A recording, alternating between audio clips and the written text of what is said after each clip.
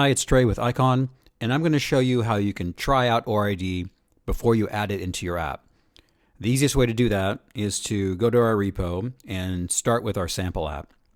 So you can start by just searching ORID docs in your browser, and you'll find our repo here. And I'm going to get started by just working with the sample app, which is a React app. So I'm going to start by cloning the repo. And I can do that by just doing that. And then inside the repo directory, we have an examples folder, and the React app is the easiest way to get started, as you can tell right here by the quick start guide. I'm just going to install the modules, the packages. Now this app was we used create React app to create the app.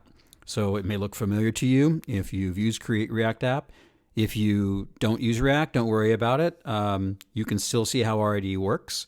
The easiest way to use ORID is to install our JavaScript library called eos-auth, and that will add ORID to your application, but it will also add integration to all sorts of other wallets that are out there. So we support native integration with EOS Transit. And EOS Transit, which is a product made by EOS New York, is a way of wrapping lots of different EOS wallets into a single library. Well, we love that.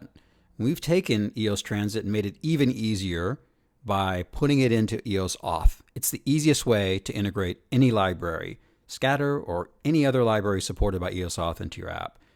So now that we've finished installing, I'm going to start by running this app.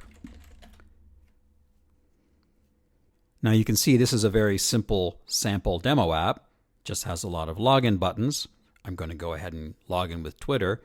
And you see here, the user is being prompted to enter the PIN for this specific app. So this is the demo app that's set up automatically for you for the sample project.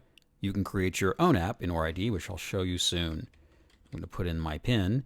When I do that, it creates the user's blockchain account and sends the information about that login back to the app. So if it's your app, you get the information so that you can then display it to the user. If I log in with Twitter, I get my Twitter name. I don't have an email address. Most login providers will provide you an email address like Facebook or Google. You'll also get a picture. And then this is the account name on the blockchain. So we will get back to this in a little bit, but that's really important, obviously, if you're building a blockchain app.